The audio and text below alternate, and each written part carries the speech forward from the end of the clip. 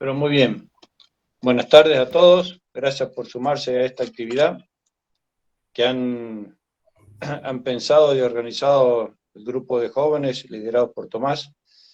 Y bueno, acá estamos como ACDE como institución dando apoyo, más allá de que la actividad es un tema que da de lleno con la gestión y el legado que nos dejó Enrique, y cómo sanar, en este caso, la grieta. En aquella época no existía la grieta, obviamente. Podría haber diferencias, pero no la grieta como hoy se la está usando, desde la empresa. Que eso va de lleno en la tarea nuestra. Es, recordando un poco nuestra misión o nuestro leitmotiv, nuestra función es propender a la defensa e inculcar y recordar y reafirmar los valores éticos y morales a la luz de la doctrina social de la Iglesia para los que somos católicos, propendiendo a que este mundo pueda ser un poquito mejor gracias al aporte nuestro, aportando nuestra visión, nuestro trabajo, nuestro esfuerzo, capacitaciones, compromiso con la comunidad en los distintos foros donde le toca actuar a ACDE y a través de todos sus integrantes, porque todos somos ACDE. Así que bueno, dicho esto, Walter Formica, que es el autor de este tema, de esta visión que nos va a aportar ahora, es el asesor espiritual de ACDE Mendoza, y contamos con su valiosa presencia y participación en la comisión que hoy nos toca guiar los destinos y marcar el camino de ACDE Mendoza. Así que bueno, los dejo en presentación, con la presentación de Walter, y nuevamente gracias por sumarse a esta actividad. Perfecto, Sergio, muchas gracias por tus palabras. Mi nombre es Tomás Macaño, yo soy director, podríamos decir, quien coordina las actividades de ACDE Joven Mendoza. Walter, te agradezco mucho por estar con nosotros hoy. Voy a presentarte para que todos los que no te conozcan puedan hacerlo. Bueno, Walter Luis Formica tiene 62 años, está casado con Silvia, tiene 2 hijos y una nieta. Es mendocino y desde el año 2008 se desempeña como CEO de Veralia Argentina, empresa que fabrica envases de vidrio, radicada en Mendoza, y que cuenta además con 430 empleados. En el año 2000 fue ordenado diácono permanente y actualmente está asignado por el arzobispo de Mendoza en la parroquia Santa Bernardita, en la Escuela de Formación Diaconal, esperen que admito, en el Consejo Arquidiocesano de Pastoral, en el equipo arquidiocesano de Pastoral Social y como asesor doctrinal de ACDE Mendoza, como recién contaba Sergio, nuestro presidente, tarea que desempeña desde el año 2014. Además, Walter es ingeniero en petróleo de la Universidad Nacional de Cuyo, tiene información de muchos ámbitos, está formado en negocios, marketing, ventas, ha realizado diplomados en Management Vitivinícola en la Universidad de Chile. Además, es Mayor en Management Operacional, Mayor en Management Estratégico y de Servicios y Negocios Internacionales.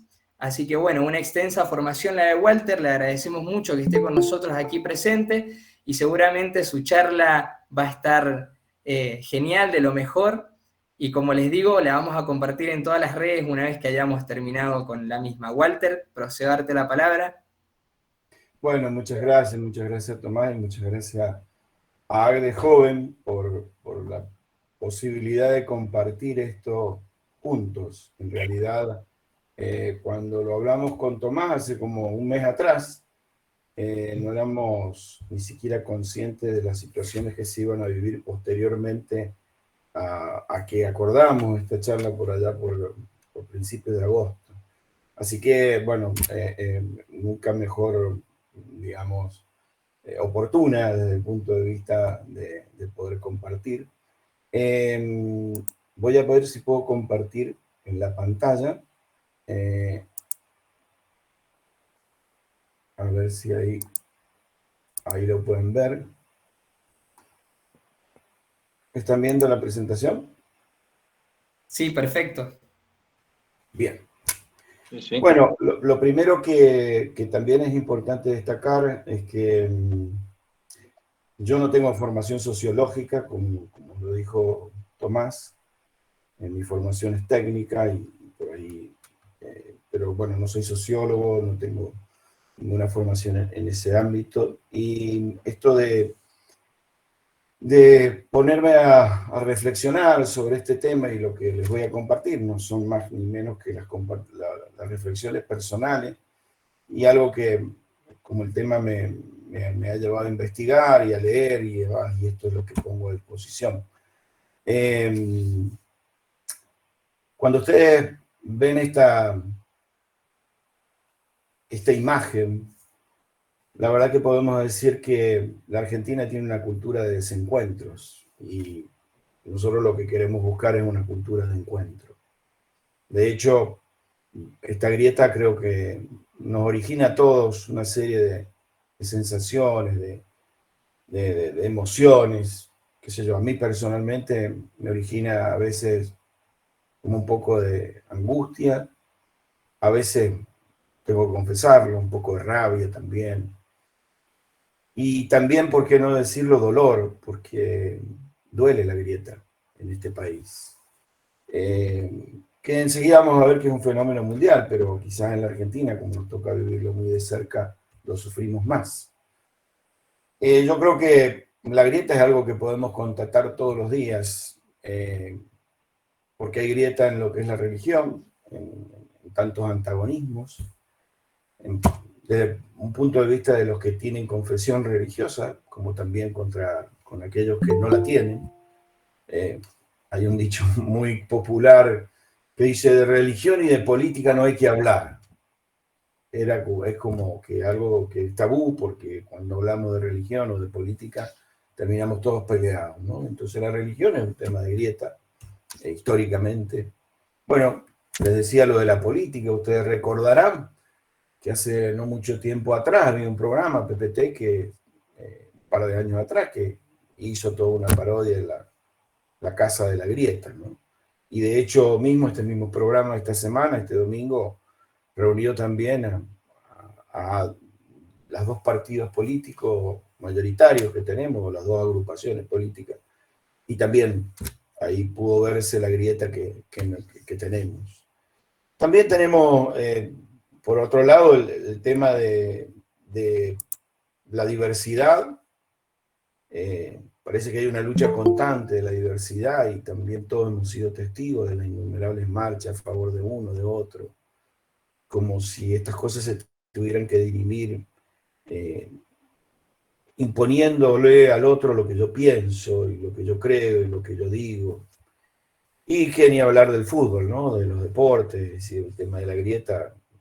Tristemente vemos todos los fines de semana algún acontecimiento de que algo que en realidad debería ser una actividad placentera, una actividad distractiva, una actividad que de alguna manera nos recree, termina con accidentes, con dolores, con muertes, en fin. Este fin de semana, sin ir más lejos, todos nos hemos enterado, tuvimos que lamentar eso, una persona que falleció, ¿no? Es decir, la grieta está por todos lados, por lo menos en nuestro país. Y cuando uno mira la historia, yo dije, bueno, a ver qué antecedentes encontramos en la historia. Y empecé a buscar y me preguntaba qué papel cumplen los argentinos en esta famosa grieta, por qué se ha venido dando. A ver qué es lo que nos cuenta la historia, porque la grieta no es una cuestión de ahora. Por ahí yo, y esta es una mirada personal, creo que se ha profundizado, pero todas estas cosas que recién nombraba en estos ámbitos son grietas, qué sé yo, lo de la religión, lo de la política, desde que yo tengo uso de razón, tengo 62 años, pero desde que era niño escuchaba esto. Y mirando por ahí, entonces encontré lo que dice Wikipedia, que la grieta actual que tenemos aquí en Argentina, hay muchos estudiosos que dicen que viene de aquella división tan fuerte de la Argentina entre unitarios y federales que se produjo en el siglo XIX y que terminó con guerras durante 50 años, ¿no? y que esas pasiones, esos odios, esas diferencias, siguen expresándose hoy a través de los nombres de las calles, las imágenes que se utilizan, el papel moneda. Hemos llegado a poner en tela de juicio las imágenes que usamos en nuestros billetes. Hasta eso hemos llegado a la grieta, ¿no? Los contenidos escolares, en fin. La grieta está presente por todos lados. Y hay algunos que ensayan, que dicen que el origen es porque viene de allá de unitarios y federales, que esa grieta fue como la que fue sentando las bases para que hoy, acrecentada, agigantada, vivamos la realidad que estamos viviendo. A mí realmente me llamó mucho la atención cuando este buen hombre, un ejemplo para mí de político, más allá de por ahí que en algunas cosas uno pueda disentir o no disentir, dijo estas tres cosas, ¿no?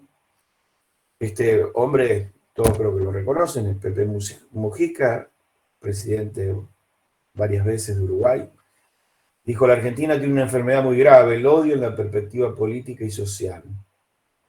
La Argentina duele, dijo, ¿no? Hay un odio muy fuerte y eso te garantiza desde ahora que no hay salida. Y fíjense lo que dijo al final: el odio es demasiado crudo. Yo he extractado un poco las cosas que ha venido diciendo. El odio es demasiado crudo y corta de entrada toda posibilidad de intercambio de diálogo. Es decir, hay odio en la Argentina. Y esto que Mujica manifestó por allá por abril del 2021, dije, a ver si hay algo estadístico que nos muestre si es verdad o es una sensación solamente que se siente, porque la grieta es más profunda que el odio, porque me parece que ya hay odio, si se quiere, visceral en muchos sentidos, ¿no? Y entonces me investigué también sobre el odio en la Argentina. Hay una consultora que se llama Proyección Consultores, que en febrero del 2020 hizo una encuesta. Esta encuesta estuvo más centralizada en el AMBA, y a todos los que le preguntó cuántos odios crees que hay en la Argentina, fíjense, para mí realmente fue una sorpresa muy grande. Casi el 86% dice que hay mucho odio y que el 12% hay algo de odio. Es decir, es mucha la gente la que considera de que hay odio en la Argentina. Es decir, que lo que de alguna manera Mujica decía en el 2021, esta encuesta que es previa, lo confirma de alguna manera, de manera previa. Y últimamente hemos escuchado hablar mucho de los discursos del odio. Y está bueno definir lo que es los discursos del odio. Fíjense cómo la Organización de las Naciones Unidas lo define como toda comunicación verbal, escrita o conductual. Es decir, no hace falta hablar o no hace falta escribir. A veces nuestras conductas atacan o utilizan lenguaje peyorativo y discriminativo con referencia a una persona o un grupo sobre la base de quiénes son. En otras palabras, sobre su religión, su etnia, su nacionalidad, su raza, su color, su ascendencia, su género u otro factor de identidad. Así lo define algo que en los últimos 20 días ha estado en la tapa de todos los diarios y no hemos cansado de escuchar los discursos del odio. Una comunicación de cualquier tipo que de alguna manera discrimina y tiene lenguaje peyorativo hacia los demás. Y hay una encuesta un poquito más reciente que hizo una entidad que depende del LEDA, que hay el Laboratorio de Estudios de Democracia y Autoritarismo, que depende de la Universidad de San Martín. Hizo una pregunta sobre ¿qué pensás sobre los discursos del odio? Esta sí es a nivel regional, a nivel nacional.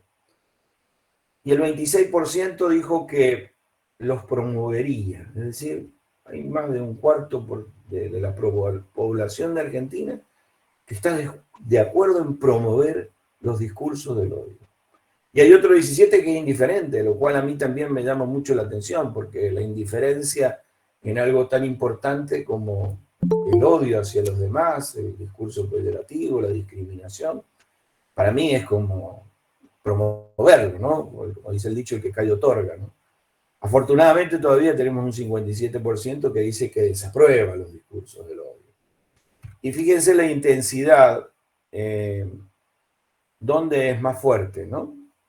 Como podemos ver, en todo el país hay una intensidad muy fuerte de los discursos del odio, ¿no? Es decir, que aquí en estas provincias con mayor intensidad de color naranja, y lo mismo en la región metropolitana, en el AMBA, podemos ver ahí cómo se manifiesta este tema de la aprobación o la desaprobación o la indiferencia frente a los discursos del odio. Es fuerte.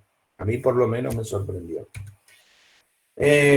Ahora bien, todo lo que yo les voy a plantear con respecto al tema de la cultura del encuentro, los caminos para sanar la grieta, está basado en el magisterio social de Francisco. Yo sé que por ahí aquí hay personas que por ahí no son católicas o no profesan esta religión, pero el magisterio social de Francisco no tiene que ver con una fe, obviamente hunde sus raíces en la doctrina social de la Iglesia, pero que es una doctrina que es para todo el mundo, no solamente para los que profesamos la fe.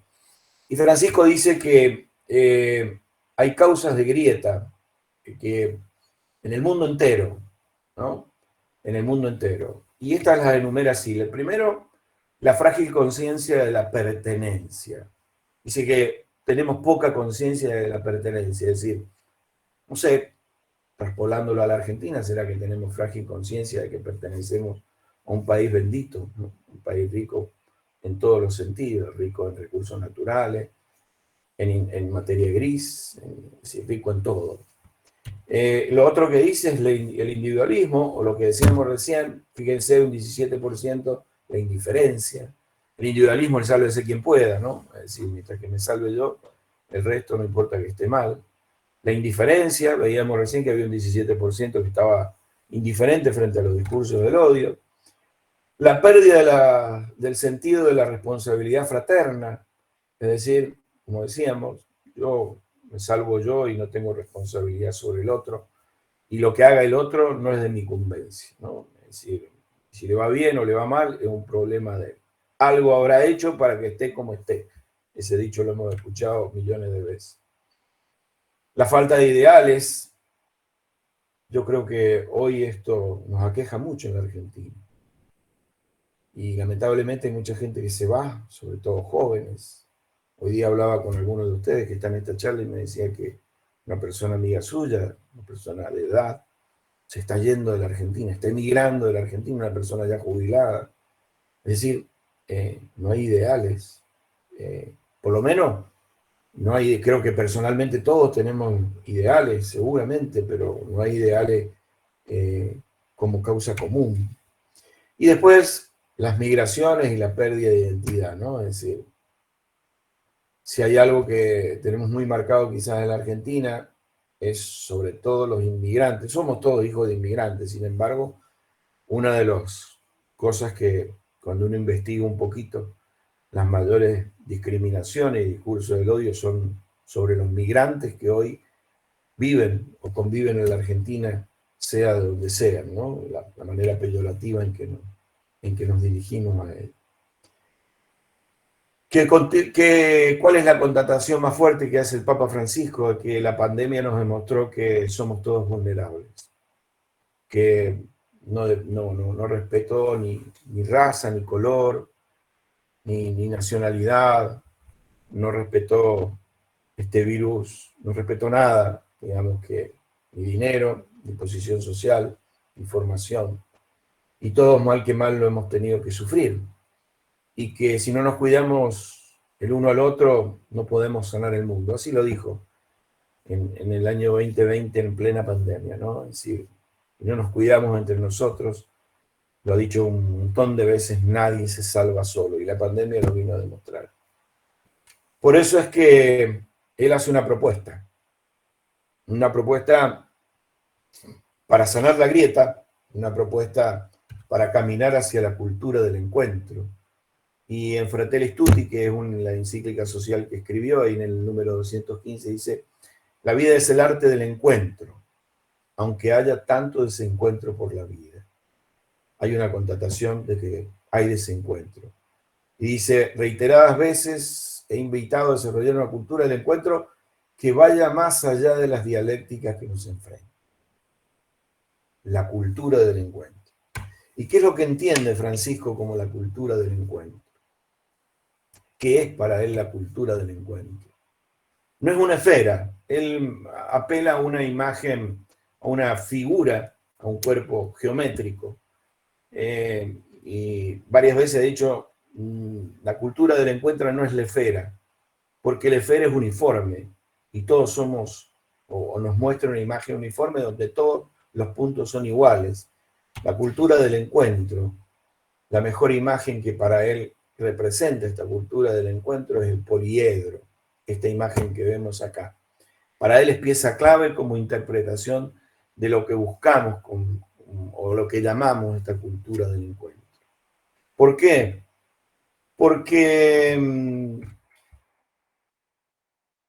este es un estilo de vida en el fondo, que tiende y lo representa con este poliedro, porque el poliedro tiene muchas facetas, dice, muchos lados, pero todos formamos una unidad cargada de matices, ya que el todo es superior a las partes. Es decir, todos estamos integrados, cada uno con su identidad, cada uno con su faceta. Por eso dice que el poliedro representa una sociedad donde las diferencias conviven complementándose, enriqueciéndose y no enfrentándonos. Las diferencias nos iluminan, nos dan riqueza, porque de todo se puede aprender algo. Nadie es inservible, nadie es prescindible.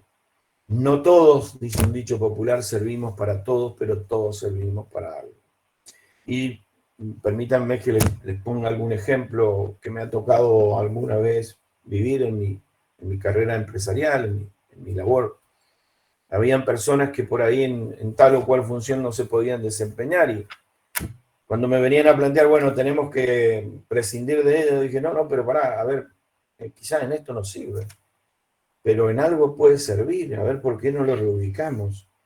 ¿Por qué no le buscamos en qué tareas puede servir? ¿Por qué no aprovechamos las competencias que tiene? Y afortunadamente, no en todos los casos, pero en muchos casos fue positiva esta búsqueda de encontrar lo que el otro tiene de bueno, lo que el otro tiene de positivo. Por eso habla de una cultura. Alguno podría decir, bueno, ¿por qué una cultura? ¿Qué significa una cultura? Y mientras que tengamos la paz social, porque según Francisco la cultura indica algo que ha penetrado en el pueblo, es decir, algo que llevamos en las entrañas, algo que llevamos en nuestra vida, como la cultura del mate, la cultura del asado, la cultura del vino, es decir, son culturas que están, permítanme la redundancia, inculturadas en el corazón de las personas. Es decir, nos identificamos por estas cosas. Y eso es lo que él de alguna manera pretende decir en esto, que nadie se salva solo, porque incluye ganas, entusiasmo, en fin, es una manera de vivir.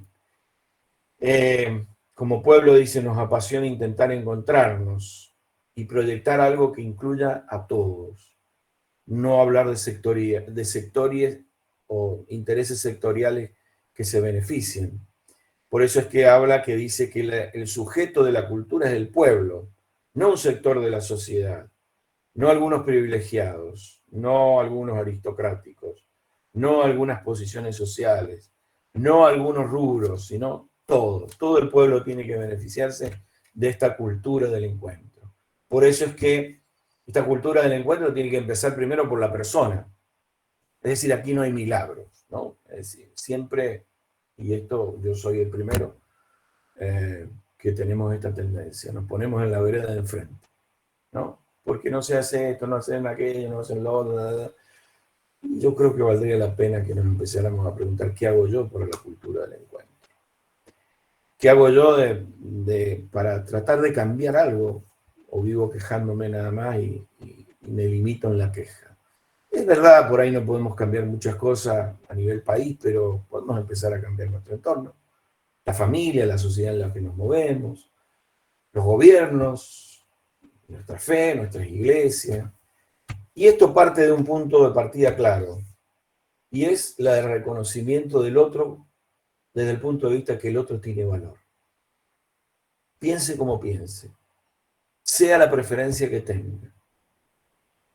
No hay discriminación. El otro tiene valor porque tiene dignidad humana. Y para los que tenemos fe, más aún sabemos que la dignidad humana es porque somos imagen y semejanza de Dios. Pero para los que no tienen fe también, el ser humano tiene dignidad humana. Por eso es que hablamos siempre de los derechos humanos. Y a eso nos lleva a un punto de llegada. Y ese punto de llegada es una convivencia en paz. Una convivencia tranquila, donde no tengamos que vivir los momentos de zozobra como hemos vivido en los últimos tiempos. Y en una sociedad donde haya oportunidades para todos. Donde todos encuentren la posibilidad de desarrollarse. Y en una sociedad donde todos tengan educación, tengan salud, tengan oportunidades para trabajar. En fin, la cultura del encuentro, nosotros que somos tan pasioneros, por decirlo de una manera muy, muy rápida con el fútbol o con algunas cosas, la cultura del encuentro es una pasión compartida, es un estilo de vida. Y muy bonito lo define Francisco cuando dice hay que generar procesos de encuentro, procesos que construyen un pueblo que sabe apreciar las diferencias. Todo lo contrario de lo que lamentablemente estamos viviendo en este tiempo. Quiera Dios que este momento que nos ha tocado vivir desde hace unos 15 a 20 días, que afortunadamente no pasó a mayores, nos ponga sobre el tapete a toda la sociedad argentina que hay que hacer un cambio, que tenemos que cambiar. Y la pregunta del millón es esta, ¿no? ¿Cómo podemos construir la cultura del encuentro en una sociedad en la que predominan las diferencias? Bueno, ¿cómo generamos un cambio cultural? El mismo Francisco dice, cada uno de nosotros está llamado a ser un artesano de la paz, uniendo y no dividiendo, extinguiendo el odio y no conservándolo, abriendo las sendas del diálogo y no levantando nuevos muros. Artesano de la paz. A veces sin darnos cuenta estamos tan metidos y esta es una apreciación personal que pueden disentir, pero estamos tan metidos en el día a día, en la queja, que hay veces que también con nuestros comentarios, con nuestras discriminaciones, con nuestra manera de pensar, repito, yo el primero, no somos artesanos de paz, no unimos, no extinguimos el odio. Por ahí no atacamos a nadie, pero los comentarios, nuestras actitudes, de alguna manera no favorecen esto de ser artesano de la paz. No basta con ser indiferente. A mí personalmente me parece que ha llegado el tiempo de ser protagonista abriendo sendas de diálogos. Y el diálogo, fíjense que la falta de diálogo es muy, muy importante y es lo que nos estamos viviendo en realidad en nuestra Argentina de hoy. La falta de diálogo implica que nadie está preocupado por el bien común, sino por tener más poder, dice Francisco. Y nosotros lo vemos, lo palpamos, somos testigos de eso. Nosotros mismos en nuestras vidas personales, que lo podemos traspolar a distintos ámbitos, rubros donde nos vivimos. Fíjense que dice muy, muy, muy claro como es él, dice que las conversaciones se convierten solamente en meras negociaciones donde cada uno pueda tener o rajuñar todo el poder.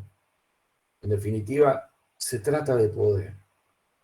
Poder que termina diciendo, y enseguida les voy a decir algo tan muy bonito que dice, pero dice con mucha firmeza que los héroes del futuro serán aquellos que sepan sostener una palabra cargada de verdad, más allá de las conveniencias personales, más allá de lo que a mí me interesa, más allá de lo que me permite mejorar a mí en mi condición solamente, nadie se salva solo. Y sigue diciendo, acercarse, expresarse, escucharse, en fin, todo lo que ya sabemos, eso es dialogar. Pero fíjense que habla de la capacidad de dar, de recibir, pero siempre abiertos a la verdad. Y un país crece cuando sus diversas culturas dialogan de una forma constructiva. Somos testigos de los últimos acontecimientos que se han vivido también en Latinoamérica, ¿no? Es decir, donde no hay diálogo, donde no hay capacidad de escucha, donde hay deseo de solamente imponer lo que yo pienso sobre lo que piensa el otro, nos pasa a nivel personal, nos pasa en la familia, nos pasa en la iglesia, nos pasa en el trabajo, nos pasa en la política, nos pasa en la sociedad. Si no hay escucha, si no hay de alguna manera objetivo de reconocer al otro, de que el otro tiene derecho a ser diferente y a pensar distinto y ver esto como complementariedad, como decíamos recién, no es posible gestar un pacto social. Buscar que el otro tenga valor y se le reconozca valor, y no como vemos ahora, simplemente descalificaciones. Es triste ver las descalificaciones permanentes. No hay aportes positivos. Lo único que buscamos cada uno en nuestro escenario, sobre todo creo que se da más que nada en la política, pero también hoy se está dando en los medios de comunicación, se está dando en la iglesia, se está dando en los credos, es decir, cada uno quiere salvarse solo. Y si no hay este esfuerzo de colocarse en el lugar del otro, prácticamente es imposible, y de tratar de descubrir cuáles son sus motivaciones antes de juzgarlo y condenarlo, es prácticamente imposible construir una sociedad, una cultura del encuentro. Cultura del encuentro, dice, significa saber que más allá de nuestras diferencias, para los que tenemos fe, todos somos hijos de Dios.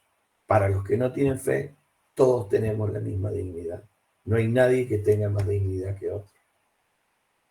Por eso, y esto ya es mío, ¿no, Francisco? A mí se me ocurría que ustedes conocen seguramente muchos la parábola de Jesús del buen samaritano. Y la traigo acá también no como una cuestión de fe, sino como una cuestión de social, porque el buen samaritano es este que se paró cuando un sacerdote pasó de largo, cuando alguien estaba enfermo, tirado a la orilla del camino, moribundo. Tenían sus motivos, quizá el sacerdote, el levita, es decir, un levita que era alguien que servía en el templo de Israel, pero un samaritano, que en ese momento era una persona despreciada, considerada socialmente peleado a muerte con los judíos, fue el único que se paró. ¿Por qué? Porque no tuvo prejuicios, no le importó quién era el que estaba herido. Se paró y lo auxilió. Gastó su tiempo, algo que nos falta hoy a todos, ¿no? No tenemos tiempo para nada. Vivimos tan corriendo que hay veces que el tiempo nos pasa por encima y por eso no tenemos tiempo para ayudar a nadie. Y entonces, como no tenemos tiempo para ayudar a nadie, estamos por ahí muy metidos en nuestras cosas y entonces no podemos ver la necesidad de los demás. Es decir, y cuando la vemos de lejos, por ahí para compadecernos nomás, pero no estamos atentos a las necesidades de los demás, como estuvo el samaritano. No somos capaces de sanar heridas, al contrario, alguna vez me parece que en esta carrera de imponer, en esta carrera de tratar de salvarse, a veces metemos el dedo en la llaga, como dice por ahí, ¿no? Y no estamos dispuestos mucho menos a cargar a otros y a cuidar de los otros como hizo él. Es decir, no estamos llamados en definitiva a pensar en plural, sino solamente tenemos un compromiso personal con nosotros mismos y no tenemos un compromiso ni personal ni material con el futuro. Es decir, digamos que esta sociedad individualista que está presente en todos lados, no solamente en la Argentina, nos está llevando a replegarnos cada vez más, mirándonos el ombligo y no pensando un poco en los demás. Fíjense qué bonito lo que decía con relación a la cultura del encuentro el Papa cuando escribía por allá por el 2016 una carta a los argentinos. Es el amor a la patria que me lleva a esto, dice. Pónganse la patria al hombro, esa patria que necesita que cada uno de nosotros le entreguemos lo mejor de nosotros mismos, para mejorar, para crecer, para madurar. Y esto nos hará lograr la cultura del encuentro, que supera toda la cultura del descarte, que hoy en el mundo se ofrecen por todas partes. Una cultura del encuentro donde cada uno tenga su lugar, que todo el mundo pueda vivir con dignidad y que se pueda expresar pacíficamente sin ser insultado, condenado o agredido o descartado. Esa cultura del encuentro que todos tenemos que ir buscando con la oración para los que tenemos fe y con la buena voluntad para los que por ahí no tienen fe. Esto nos lo dijo en una carta que escribió en septiembre del 2016. Es posible la cultura del encuentro, seguramente, pero como decía recién, es algo que tenemos que empezar a cambiar nosotros mismos. Nosotros tenemos un ejemplo a seguir, ¿no? El ejemplo para nosotros a seguir es Enrique. Enrique Yo, que si Dios quiere, pronto será beato y pronto llegará a la santidad de los altares, un hombre, un revolucionario de su tiempo que transformó. Fíjense que hizo muchísimo en su corta vida. 40 y pico de años solamente vivió y realmente hizo muchísimo como empresario. Y fíjense lo que dice por ahí. Nosotros debemos multiplicar los bienes. Somos agentes multiplicadores de bienes, agentes superadores de diferencias sociales. Agentes superadores de diferencias sociales. Debemos unir a los hombres. Esta es nuestra función. Y él decía por allá, por la década del 50, fines del 50, principios del 60, en nuestro país fallan las actitudes. Y también en aquel momento decía, debemos formar hombres capaces de dialogar. Debemos formar hombres capaces de dialogar. Y ojo, no era político, era un empresario, padre de familia, que con su accionar revolucionó muchas cosas y cambió muchas cosas. Y entonces, bueno, este es nuestro ejemplo a seguir. Así que les agradezco mucho. Esto es lo que tenía para compartir con ustedes. Voy a dejar de compartir y, bueno, les cedo la palabra a Tomás. Muchas gracias. Excelente, Walter. Realmente muy clara la exposición y seguramente a todos nos hizo pensar. Ahora hay un espacio para que se realicen preguntas. Si alguien desea preguntar algo sobre el tema que dio Walter, puede hacerlo.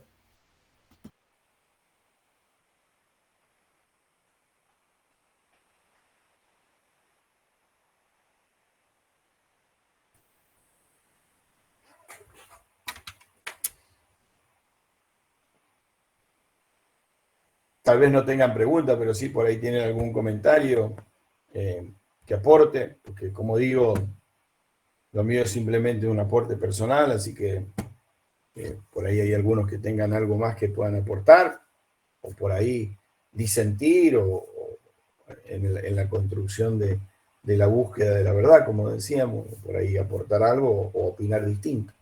Así que también, si alguno lo quiere hacer, bienvenido sea. Walter, en un momento nombraste que cuando hay odio... perdón, hay una pregunta en el chat. Vamos a leer primero la pregunta. A ver. Roberto Pomilio. Dice, muy buena presentación, muchas gracias. ¿Cómo se imagina el diálogo social y entre quiénes? Bueno, yo creo que por ahí en alguna slide lo puse, ¿no? Yo creo que primero esto es un cambio, pero me parece a mí que es un cambio de actitud personal. Es decir, todo empieza por cambiar uno, porque me parece que a veces pretendemos que todas las estructuras cambien y se adecúen a lo que yo pienso, lo que yo creo. Y creo que también el diálogo empieza en todos los sectores. Cuando uno cambia, es uno el que cambia. Me parece que es multiplicador. Porque cambia en el primer lugar donde estamos, en la familia, cambia en el trabajo, cambia en la sociedad, cambia en los partidos políticos. Yo creo que el diálogo social es algo que tenemos que impulsar desde todos lados. Hoy día tenemos, no hay diálogo en lo político. Afortunadamente creo que en lo religioso las distintas confesiones van creciendo. De hecho, aquí en Mendoza, el último domingo hubo una oración por la paz interreligiosa. Me parece que eso está bueno, que se va creciendo. Pero sin duda alguna me parece que en los otros sectores, como lo político, lo laboral,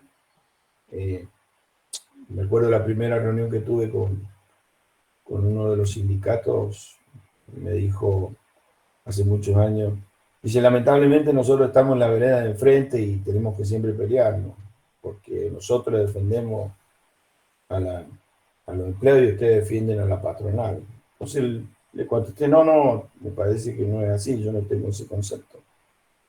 Yo creo que el concepto que tengo es que estamos del mismo lado, porque todos queremos que los empleados también estemos todos mejor. Yo también soy empleado acá en esta empresa. Y mientras todos estemos mejor, todos crecemos mejor, todos nos desarrollamos. Entonces, lo que tenemos que buscar son puntos en común que nos permitan crecer a todos y desarrollarnos a todos. Y todos, en esta empresa por lo menos, tenemos la misma camiseta puesta y tenemos que patear para el mismo arco. Pongo este ejemplo, un ejemplo de vida que me tocó a mí personalmente, y la relación que tenemos es excelente, digamos, a nivel sindical, es decir, pero digo que en esto me parece que el diálogo social hay que empezar primero por uno, y en la medida que uno vaya cambiando, podremos ir cambiando las estructuras. Hola Walter, perdón. ¿Cómo te va? Bonnie habla. Hola Bonnie, ¿cómo estás? Tanto tiempo. Primero, Muy bien. muchísimas gracias porque excelente.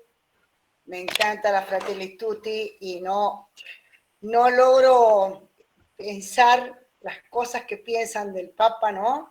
Que no han leído evidentemente la Fratelli Tutti. Ni tanto que ha escrito el Papa. Pero me llamó la atención y me gustaría que me explicaras, que me digas tu punto de vista respecto a Mujica. Vos sabés que hay algo que no, es inútil, me falta el diálogo interior, aceptar lo que dice Mujica, el Pepe Mujica, ¿no? Se contradice tanto con su pensamiento, a lo mejor puede haber cambiado, pero no sé, me choqueó así lo que dijiste, porque siempre pienso para la izquierda con él. Entonces, No, es que él es un socialista y yo creo que es una persona que, digo, si lo juzgamos desde el punto de vista de la fe, es una persona que me parece que no tiene fe, no lo he escuchado, pero lo que ha hecho para mí es un ejemplo de vida. Ha sido consecuente con lo que cree, con lo que piensa, y ha sido una persona que ha vivido siempre de una manera muy austera, de una manera muy sencilla, y me parece que eso tiene valor como persona, más allá de que comparta o no comparta mi fe. Yo lo rescato y también lo puse porque me parece que dijo que es una verdad, es decir, es algo que digamos que es contratable. Como digo, lo que dijo Mujica salía a contratarlo con alguna estadística para ver si lo que decía, lo que él percibía era verdad. Y bueno, las estadísticas lo dicen y lo que vemos ahora, en estos últimos tiempos, los discursos del odio está en boca de todo el mundo. Entonces yo lo puse simplemente como algo que él dice.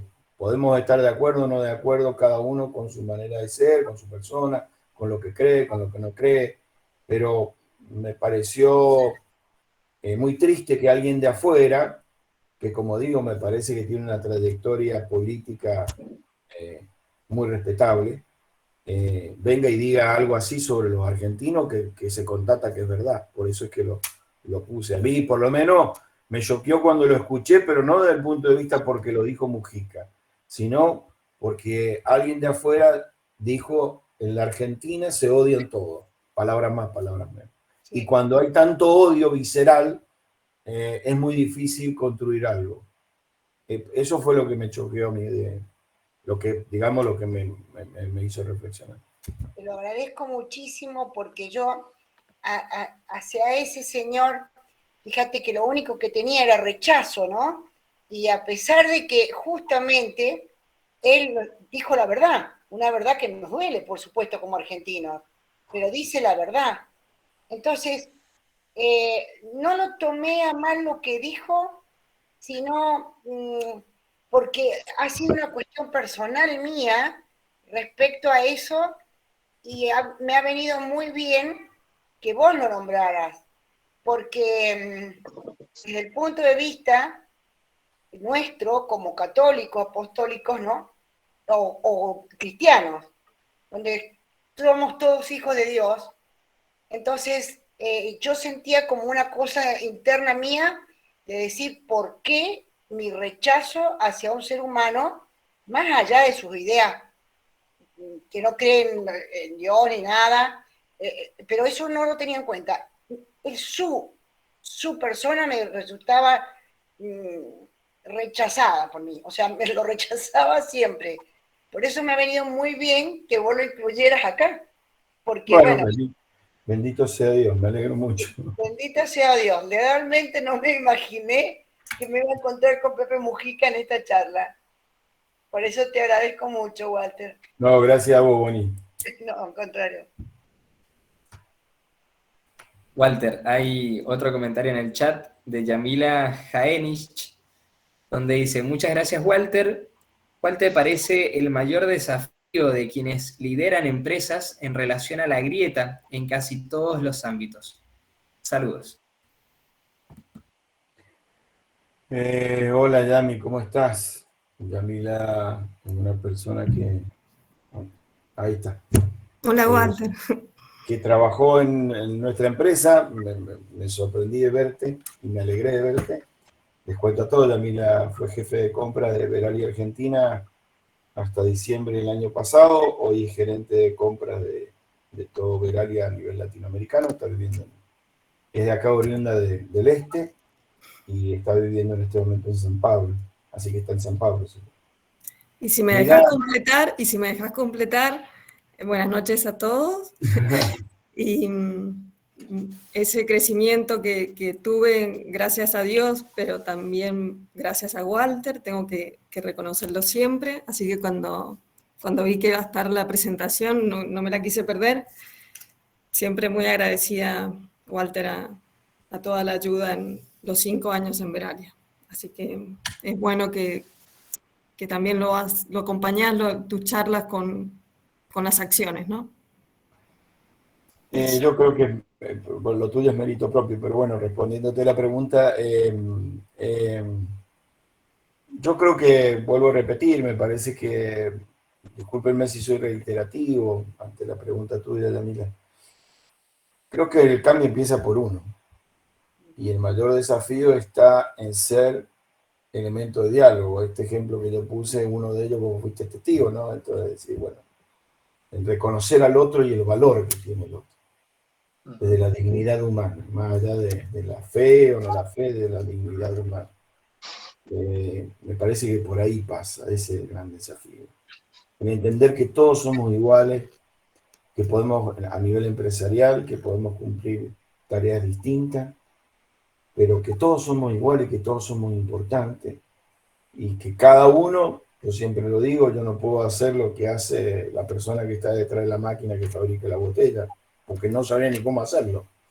Es más, yo creo que me quemaría, sería muy torpe y me accidentaría. Pero, digamos, cada uno cumpliendo su función y cada uno respetando la tarea del otro y cada uno valorando la tarea del otro, me parece que, y escuchándolo al otro, me parece que eso también es fundamental. Me parece que escuchamos poco porque como digo, sobre todo en el ámbito empresarial, vivimos a 1000 para poder tratar de llegar a toda la situación y cubrir todas las situaciones que este bendito país nos presenta todos los días. Y entonces me parece que hay veces tenemos poco tiempo para escuchar. Así que eso me parece bien que por ahí puede ir como desafío.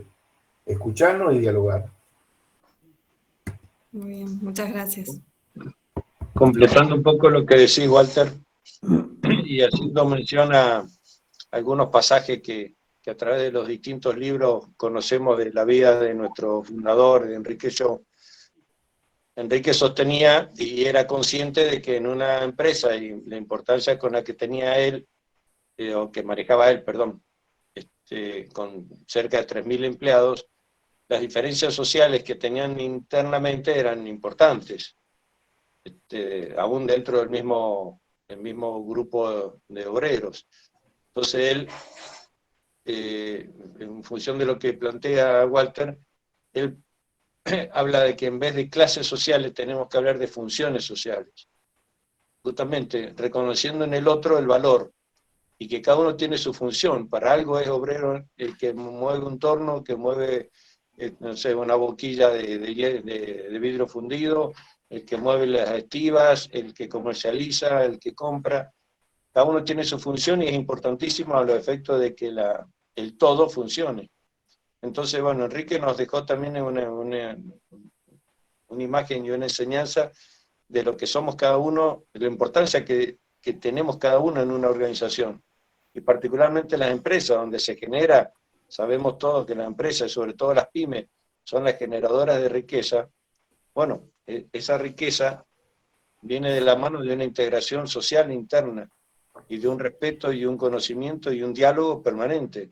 Una empresa en la cual no hay diálogo, muy difícilmente vaya a salir adelante, porque si no hay diálogo entre los socios, difícilmente uno va a ir para la izquierda, otro para arriba, otro para abajo, todos pensando que están haciendo lo mejor por la empresa y no se ponen de acuerdo.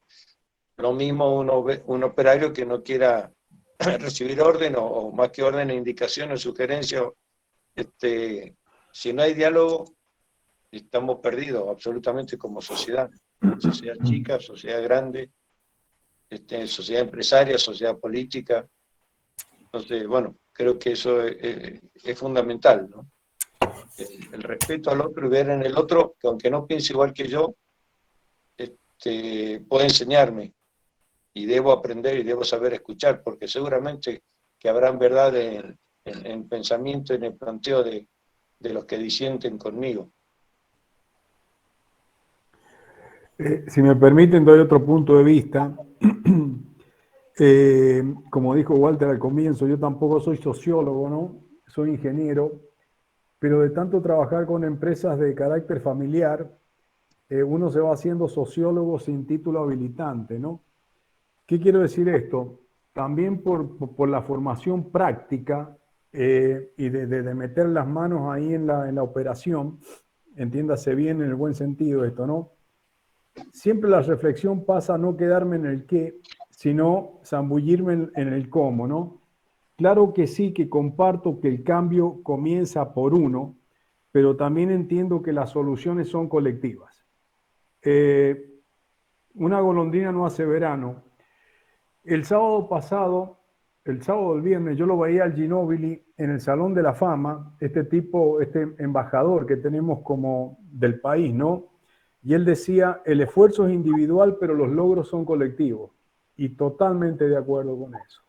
El esfuerzo tiene que ser individual, pero el logro tiene que ser colectivo. Entonces, esto es una reflexión, no solamente en voz alta. Entonces, esto hay que trabajarlo colectivamente. Y ahí me voy al cómo, y por ahí la mentalidad estructurada de ingeniero me lleva a decir, bueno, pero aquí hay que tirar la primera piedra concretamente.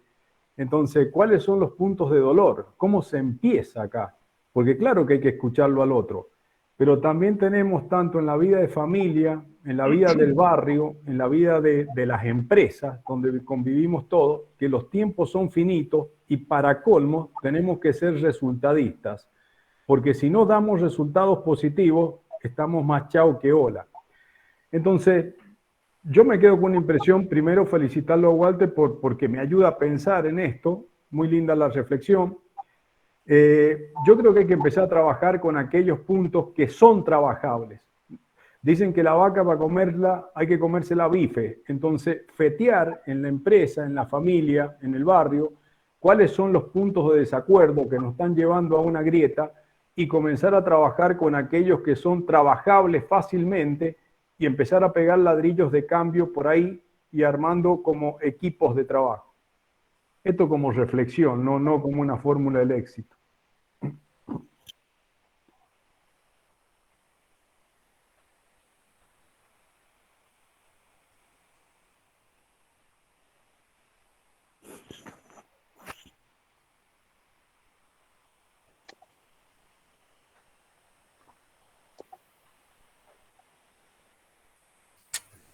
¿Hay alguna otra pregunta, Tomás? Estaba esperando, pero al parecer no. Yo te iba a hacer una consulta, pero ya estamos muy sobre la hora. Ah, sí, Eduardo Luis Ferrer. No, a ver, esta es una pregunta sumamente infantil, sobre todo para alguien que tiene 63 años. Mi punto es, cuando al costado, enfrente, atrás, digo, para no ponerlo enfrente, sino uno ya parte de un concepto encontrado, digamos. Cuando el otro, cuando la otredad no quiere dialogar o te condena de antemano, ¿qué fachamos? Porque mi punto es el siguiente, el mundo está bastante, digamos, metido en este tipo de embrollo. Esto de las grietas ha aparecido en lugares donde antes no habían grietas. Por ejemplo, la señora primer ministra sueca esta mañana me llamó y renunció. Primero me llamó a ver qué hacía y yo le dije, tenés que renunciar porque perdiste las elecciones con los conservadores. Esto un poco en broma. Se tuvo que ir. Se van rápido ellos. Mi punto es, el tema es cuando la otredad no tiene capacidad para converger en nada. Y esto es posible, esto se da. Raúl decía, encontremos, recién muy bien, Raúl, encontremos puntos, los puntos fáciles, menos dificultosos, donde nos podemos encontrar para romper justamente, para tender el puente, digamos. Pero la verdad es que sinceramente a mí me ocurre con determinados, no personas, pero con determinados pensamientos encarnados en personas que no hay forma de poder sentarse a encontrar un punto en común.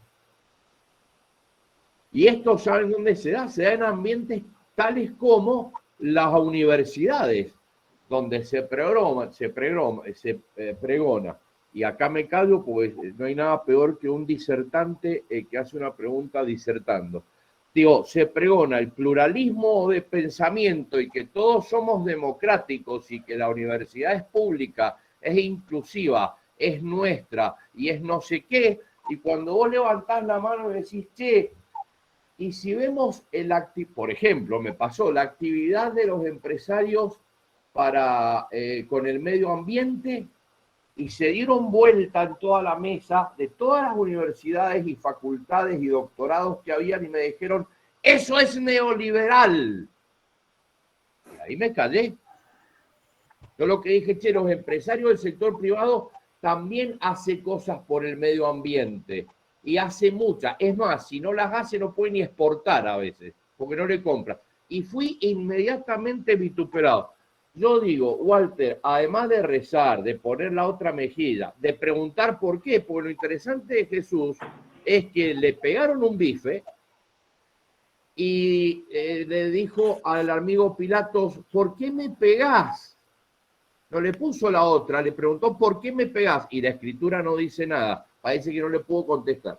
Entonces, ¿hasta dónde es el encuentro para superar el conflicto que nos destruye, que nos ha destruido el alma, el cerebro y todo, y la esperanza? ¿Y cuál es ese límite donde si lo cruzás, morís aplastado por los mercaderes del templo o como se llamen? Y eso a mí me incomoda, ahora lo digo ya desde mi vida espiritual, desde mi alma. A mis 63, me hace mal, porque no puedo encontrar la manera de encontrarme con ese otro para el cual yo soy un ellos. En este caso, pues, podrían haber dicho que era, no importa lo de neoliberal, trotskista si hubiera dicho al revés, da igual. Yo no le encuentro la vuelta. Es más, cada vez, bien, no, yo no le encuentro la vuelta práctica, la vuelta concreta, la praxis para lograrlo. Lo de Raúl me parece una buena cosa, encontrar las pequeñas cositas para, esto como cuando te peleas con tu marido o con tu mujer, encontrás pequeñas cositas para rehacer la cosa. Me parece bueno, pero a veces no alcanza, porque mientras estás en la pequeña cosa, te llevaron puestos los hijos. Y la patria, no sé qué. La verdad que no sé cómo resolverlo, sinceramente. Yo creo, Eduardo, que, a ver, a lo que vos me decís, tampoco tengo la fórmula mágica, pero es verdad que hay ambientes radicalizados, no solamente en la universidad, en todos lados, en la política, en la religión, en todos lados. Y es verdad que también que para que haya diálogo tienen que haber dos personas, digamos, porque si mi radicalización me lleva a tal punto de que no escucho al otro, y entonces no hay diálogo, hay monólogo, digamos. Son dos monólogos, dos individualidades que pueden decir, y así estamos, ¿no? Y así estamos, pero me parece que, bueno, que hay ambientes en donde no lo podremos hacer, pero hay ambientes en que sí, que podemos empezar a intentarlo. Y también comparto un poco lo de Raúl, es decir, habrá que ir buscando dónde, por eso decía que el primer cambio empieza por uno. Es decir, la actitud de uno de querer cambiar, de tener apertura a los demás, de tener apertura a la diversidad, a la diferencia. Hoy día la diversidad pasa nada más porque, por ejemplo, para tomar un punto concreto, por hombre-mujer, y estamos viviendo enfrentamientos como si en el enfrentamiento alguien ganara, porque todos perdemos. En una guerra pierden todo, digamos, ¿no? Es decir, para llevarlo a un punto extremo. En una guerra pierden todo, es decir, aún el que gana termina perdiendo. Y me parece que, bueno, que hay ambientes radicalizados, hay gente que a mí me pasa también en mi vida personal, tengo amigos radicalizados en distintas áreas, y por ahí no tengo diálogo, pero he hecho un pacto, por ejemplo, con algunos, le dije, mira, nos vamos a juntar, vamos a seguir siendo amigos, pero no hablemos de este tema por ahora y dialoguémoslo de la madurez. Yo les pongo un ejemplo concreto, que a mí, y no me quiero poner como ejemplo, simplemente no quiero ser autorreferencial. Lo digo porque es lo que se me ocurre en la cabeza. A mí, yo vengo de una familia donde todos somos muy hinchas de River, acá está mi hermano, somos todos muy fanáticos de River. Mi papá era un fan, vos lo conociste a mi papá, Eduardo, era un fanático a morir de River. Acabamos de perder con Banfield, Walter, 2-1. Mi hijo me dice un día cuando tenía 8 años, papá, si yo me hago de Boca, ¿vos me vas a seguir queriendo igual? No. Algunos me dijeron que tendría que haber dicho que no. No. Pero entonces le dije, mira, y además fanático a morir. Yo era muy fanático con el tiempo, ya dejé de serlo. Le dije, mira, vamos a hacer una cosa. Vos vas a ser de Boca, yo voy a ser de River, cada uno va a ser el que quiera, pero vamos a ver los partidos los dos, solos, sin cargarnos, sin nada. Pierda uno, gana el otro, lo vamos a mirar objetivamente. Y tenía 10 años cuando hicimos ese pacto. Y con el único que ve los partidos conmigo, porque, bueno, ahora ya se le ha ido un poco el fanatismo. Pero digo, quizás porque era chico y no le queda otra alternativa y lo sintió como imposición. Pero digo, me parece que en todo se pueden hacer pactos de alguna manera de convivencia. Yo tengo amigos de mi infancia que tienen una inclinación política y que los quiero mucho y me quieren mucho y que hemos compartido como hermanos. Y llegó un momento que era tanto el enfrentamiento que, bueno, estuvimos a punto de alejarnos y un día le dije, mira, no toquemos este tema, o si lo querés lo tocamos objetivamente y bueno, y lo construimos así el diálogo y nos podemos seguir juntando y teniendo opiniones distintas. No sé, me parece que es todo un camino, tampoco, y Y otra de las cosas, y con esto termino para no seguirlo alargando, me parece que todos son procesos, pero en algún momento hay que iniciarlo. Seguro. Nada cambia de la noche a la mañana. Nada en la vida. La vida es dinámica y va cambiando todos los días. Pero en algún momento hay que dar el puntapié inicial. En algún momento hay que empezar con las herramientas que tengamos. No sé, esta es mi opinión. A mí me parece que desde lo individual, desde lo personal, a mí me ha pasado con mi hijo, una de mis hijas. Y hemos reconstruido algo, porque ella pensaba, gracias a Dios, muy distinto de su papá. Pero sin embargo, hace varios años, y un disparador fue la pandemia. Pero antes de eso ya habíamos empezado a hacer un pacto explícito o implícito de no hablar, y hemos ido convergiendo, y hoy tenemos una convivencia preciosa. Pero voy a poner un ejemplo concreto. Si vos sos funcionario público de cualquier poder del Estado, de cualquier nivel, federal, nacional, provincial, municipal, estás obligado a entrenarte en la llamada Ley Micaela. La Ley Micaela presupone de entrada la igualdad, digamos, entre varón y mujer. Pero cuando vos haces el examen para aprobarlo, tenés como 5 intentos. Entonces vos contestás según tus convicciones y no aprobás. Y finalmente decís, a ver, ellos quieren que yo responda según la ideología de género.